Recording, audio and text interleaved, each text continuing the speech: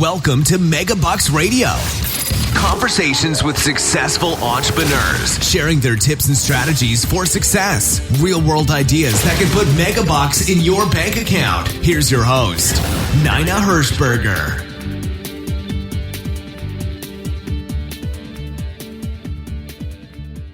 Well, welcome. This is part 2. My name is Nina Hershberger, and with me on today's radio podcast, I have Burke. If you listened in last week, you'll remember that we were talking about monetizing Facebook groups. If you missed that podcast, you must go back. You must listen to it because you're going to get caught up with what we're going to talk about. So, Graves, welcome again to this call. Thank you for coming back and finishing how to monetize Facebook groups. Oh, my goodness.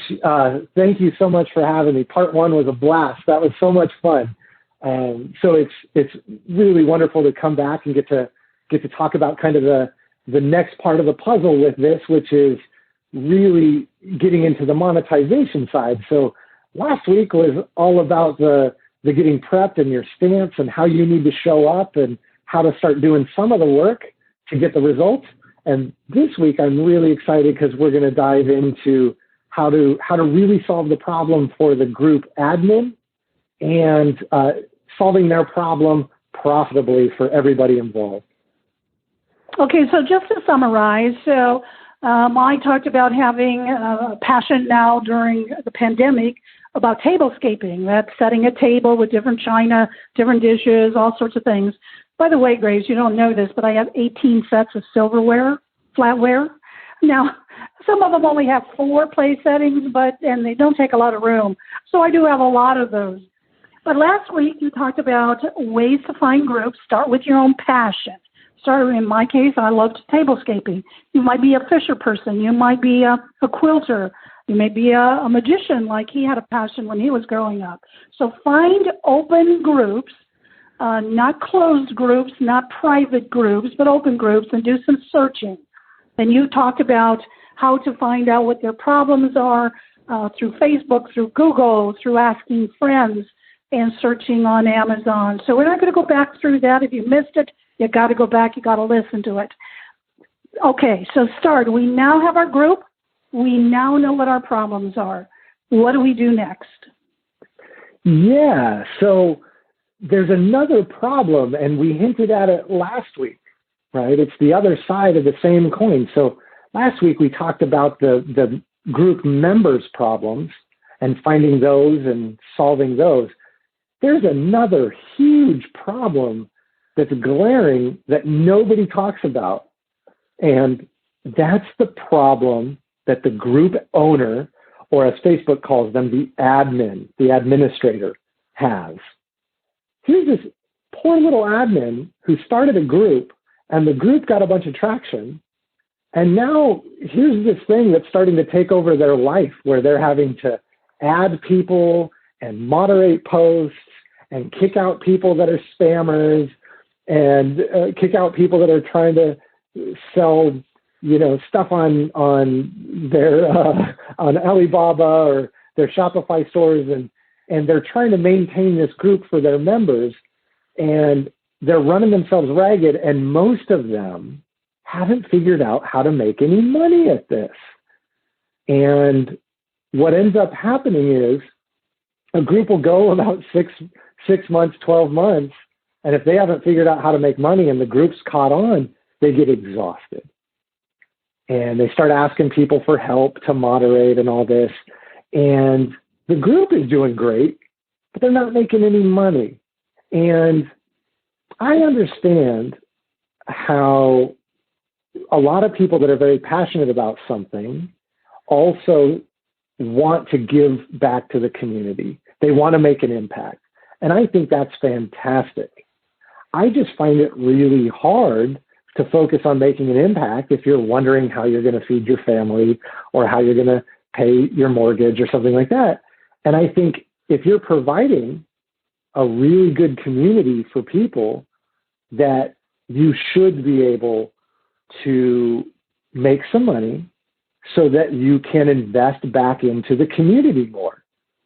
And so that's what we're going to talk about today, is how to solve that problem for the group owner and make some money at it so we can have some fun and we can do more cool stuff and we can pay experts to come in and do podcasts or whatever, or partner with companies that have products and stuff like that. So that's what today is all about. And okay, well, I got my pencil and pen. Let's get going. I'm excited. Wonderful. So the first thing we've got to do, now that we know what the group is, we know that it's got a lot of members, we know that it has a lot of activity, we know and have done a lot of research about what their problems are for the members, we need to solve the problem of the group owner. And the first big problem is they're having to do everything on their own. They're having to create content for their members. They're having to keep their members happy. I don't know about you, but if you've ever had some form of group where it was free, members can kind of be a little unruly sometimes. They always want free membership. I've got a YouTube channel, which is like a Facebook group, but it's on YouTube, right? I've got this big channel. It's got 23 million views and 60,000 subscribers. And if I'm not putting out content, those people get kind of ornery. And some of that has to do with it's YouTube, right? YouTube is a bit different of an animal, but they get kind of feisty over there. So we're going to come in and we're going to solve that problem for the group owner. So we're not thinking monetization yet. What we want to do is show the group owner, hey, I would love to invest in this community that you have with my knowledge and my time and my energy and heck, maybe even my money and my relationships, and take a lot of this off your plate. So all you have to do is focus on managing what you love to do most, which is delivering the goods, right? And so we've got to reach out to them and broach this subject.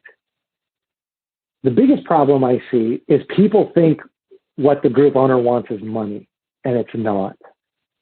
So we want to make it about them and what they want, which is solving their members' problems. And I know I've said this a couple of times already on today's call.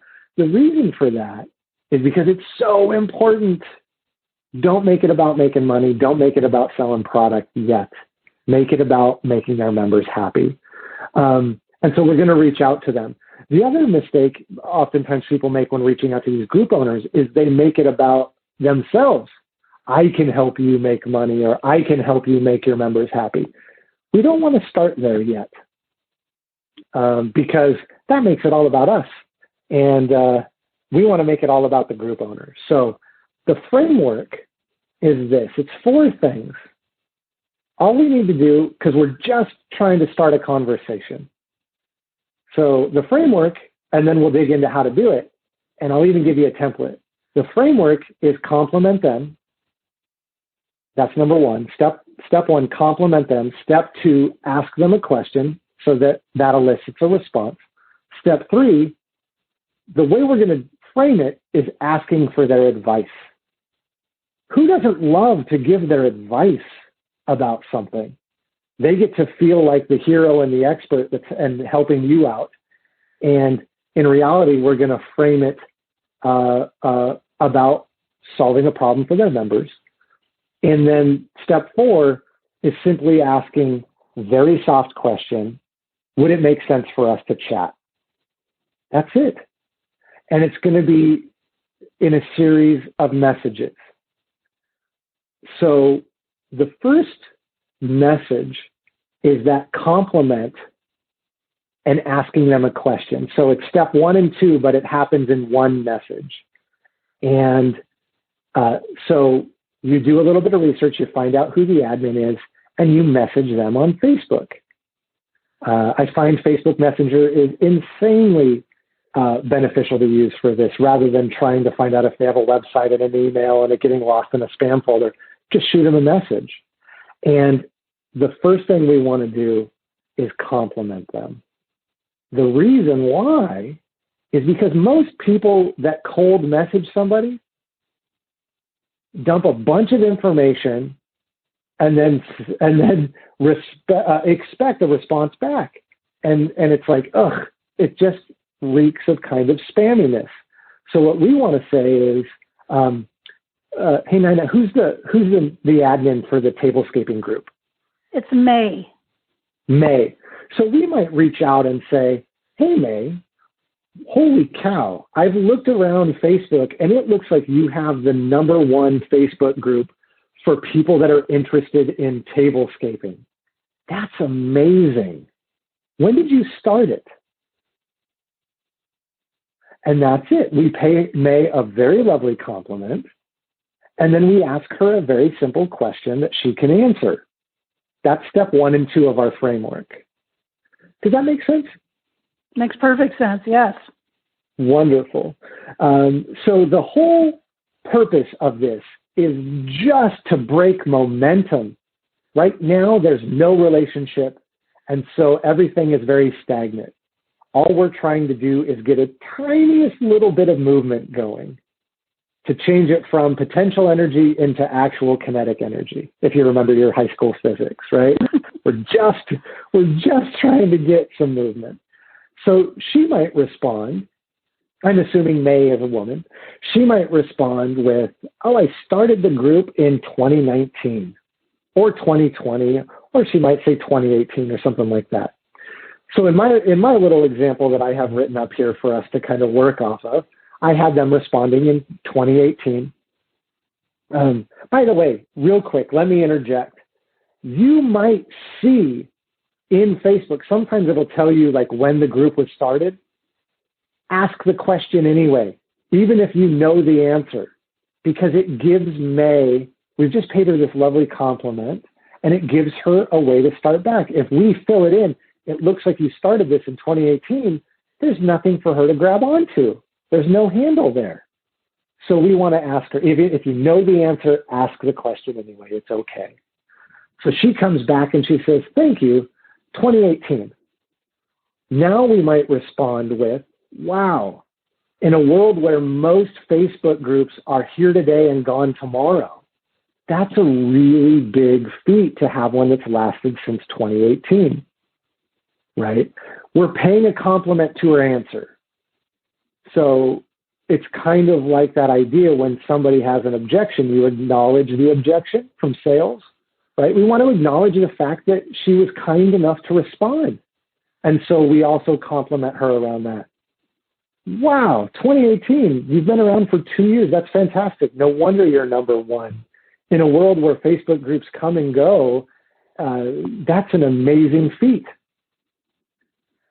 And so that's our compliment. Now we're going to transition into the next piece, which is their advice. And this is done in another message, but we don't need her to respond back yet. So we can type out the first one, right? Which was, that's an amazing feat, enter. And then we do another one, because in Messenger, you can just fire off really short messages, but one after the other. So we're going to do the next one, which was, I was reaching out because I wanted to get your advice. So that's step 3 of the framework, getting their advice. All right, so let's go back to the wording there. I interrupted myself. I was reaching out because I wanted to get your advice. Since you're probably one of the most knowledgeable people on tablescaping, right? You fill in the niche right there on quilting, on scrapbooking, on fishing, right? You just fill in the niche. So in our case, tablescaping. And then the next piece is, and what people who, and then you want to put in the niche again, who are interested in tablescaping are going through. So let me read that all together. I was reaching out because I wanted to get your advice, since you're probably one of the most knowledgeable people on tablescaping and what people who do tablescaping are going through, period. Right? Now you can hit enter. And then the third message is, so I just wanted to get your advice on what your tablescaping members are challenged with right now. And that's it. We just pay a little compliment, we ask for their advice, and we make it about what the group is about. Does that make sense? It does. So you want to know, you want her to tell what the challenges the people in the group have. Okay. Yeah, because it's all about letting her be the hero. Let's not show up and assume we know anything. We might be wrong, right? Now, in the next piece, we might hint at an idea if we really are into it. We might hint at an idea just to, again, get some momentum going. But we really just want to, let's just ask a question and sit on our hands and let her answer. So she might respond one of two ways. She might just say, yeah, go ahead, ask your question. Or she might actually give some feedback already. Sometimes they just say, yeah, go ahead. If they say, yeah, go ahead, then we have to ask another question. If they start giving feedback, oh my gosh, we've hit pay dirt, because she'll tell us what she's seeing. And then all we have to do is dig a little bit deeper, right? So if we have to dig a little bit deeper, there's a formula I like, which is so basically, and what else, and what else. And then by the time you get to about the third one, you can say anything else, right? I love that to dig deeper, because sometimes I can be kind of introverted and I forget to ask deeper questions. So it's a super easy way just to go, oh, that's really interesting. Thank you. And what else is a problem they're struggling with? Oh, I never thought of that. That's really good. Thank you for sharing that with me, May. And what else are they struggling with? Oh, wow. Holy cow. You know, that's really interesting. I bet they get really frustrated with that. Anything else? And now we've gotten her. She's given us one on her own, and we've dug for two deeper.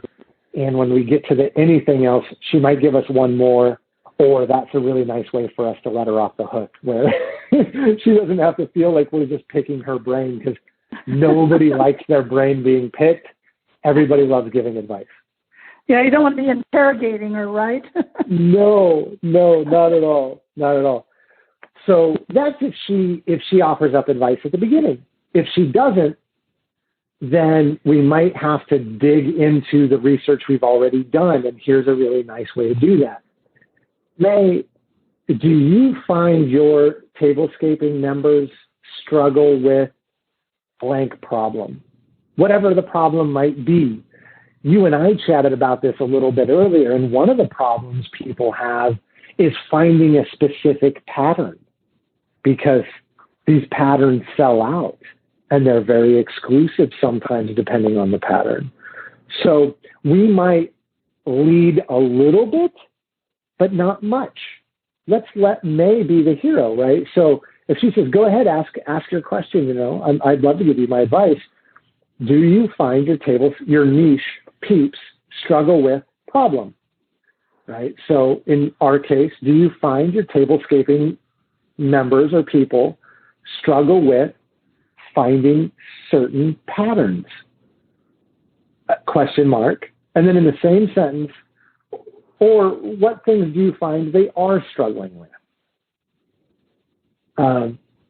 Because sometimes people know so much in their own head, they don't know how to get it out.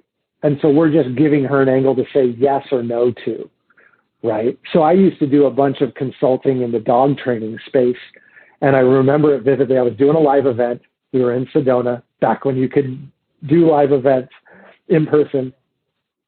And I just said, boy, if I were in your shoes, I would be feeling X and Y and Z. Is that maybe how you're feeling? And the person said no. And my mind started racing. Oh my gosh, I just messed up. What am I going to do now? How am I going to solve this problem? And I didn't know what to say. And so consequently, I just shut up. And I just sat in the silence with them. And they thought about it for a second, and they came back and said, what I'm really feeling is X and Y and Z. Now you'll notice I said, are you feeling X and Y and Z? And they said no. Then when they came back, they said, I'm feeling X and Y and Z. They said exactly what I said to them. It was hilarious. But I didn't bring that up. I just let them be the hero. right? They had to say it in their own words. And that's all we want from May. We just want her to say, this is what my people are struggling with. And if they say no to whatever you suggest might be a problem, that's okay. They'll usually fill in that gap for us. And if they don't, all we have to do is say, oh, what do you find they are struggling with? They'll help. May will step up and she'll help. And so if she gives a problem, usually they'll go, yeah, they struggle with trying to find certain patterns. But the biggest one is usually blank. And maybe it's beginners don't know where to start to buy their first whole table setting, or they don't know where to find really good stemware, or they've got 15 sets of silverware and they don't know how to store it in a way that allows them to show it off, even though it's not on the table itself. There might be some really cool stuff, that we just never even thought of.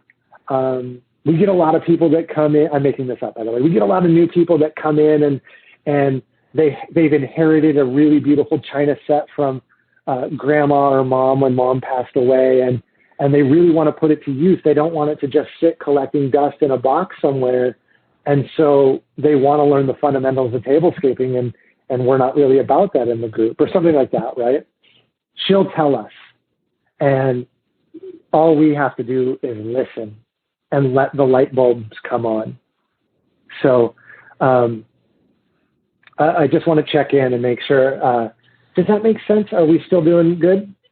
It makes sense. Here I'm sitting here surprised, like, wow, you know and understand a lot about tablescaping. I was surprised how many men are really into it. You'd be surprised some of the biggest ones are actually men. Wow. Graves, I can't believe it. I'm looking at the time again. We are out of time for segment number 2. So I'm going to ask again, can you come back for the third time? And because I'm still, okay, now we know what May's problems are, and we know what some of the problems she says that the group is having. So I'm still saying, where do we get the money? Yeah. I'm sorry. I just rudely interrupted you. Pardon me. No, go ahead. Excited. Go ahead. Yeah, I was going to say, can we end today's call with the last piece of the outreach formula? Yeah, absolutely. Perfect. And then let's do a third part and let's dive into so they've researched the problems. They've reached out to the group owner. The group owner is like, oh my gosh, this person wants my advice. And now the last piece of that communication is going to introduce us into potentially being able to monetize the group long term. And so the last little sentence we need to say to May is just, hey, I don't know. And it's would it make sense? It's step 4, right? I don't know if this would make sense or not, but I may have a way to help solve that problem, whatever the problem May said was, right? I've figured out a way to help your members parrot back whatever the problem is, solve blank. So I've figured out a way to help your members do X, Y, Z. Would it make sense for us to chat about it? That's it. That's all you got to say. And let her come back and say yes or no. She's either going to say yes or no. And if she says yes, then you can set up a little Zoom or a bridge line or do a 1-800 free conference call or just pick up the phone or Skype. It doesn't matter. Just chat. And now we can start talking to her about solving the problem. And that really nicely introduces us into part 3, which is how to start making some money from the group. So, I talked about this the last time. You actually have a service, and for there's going to be people on here that are saying, you know what, I don't want to go through all this. Graves pretty good at this. He does this all the time. Can we just partner with him and he does it and I get a little check? So does that happen? So if they're part of a group or they have a group or anything, that's the kind of thing that you do, correct? Yes, that's correct. Yeah, thank you. Thank you so much. So kind of you to bring that up. I'm really grateful. Yeah, I bring my team in and we do all of it. We do all the research to finding the problems. We do the research to finding the solutions. We do the research to all the monetization. And whether you're a referral partner or a group owner, we can make it work so that all you have to do is sit back and collect the money and focus on what you want to do best. Like tablescaping? Like tablescaping, absolutely. All right, Graves, give your email again this time. You gave it last time, but please give it so if somebody wants to reach out to you, they can do that. Yeah, it's Graves, Graves, at double, DOUBLE, lift, LIFT, media, MEDIA.com. So that's Graves at doubleliftmedia.com. And I might say, I was just sitting here as we're going through all of this saying, I will transcribe both of these, actually all three of them. So there's going to be somebody probably would like to have the transcript. I don't know about you, but I'm listening and I know I'm missing some of that to write down. So if you want the transcript, you're welcome to email me at Nina, Nina, at MegaBucksMarketing.com. That's Nina at MegaBucksMarketing.com. So we're coming to the end of this broadcast. Be sure to check in again next week as we finish up this How to Monetize Facebook groups. In the meantime, begin to think, begin to do your own research. And next week, Graves will tell us how do we make money. Thank you for listening to MegaBucks Radio with Nina Hershberger. To learn more about the resources mentioned on today's show or to listen to past episodes, visit MegaBucksRadio.com.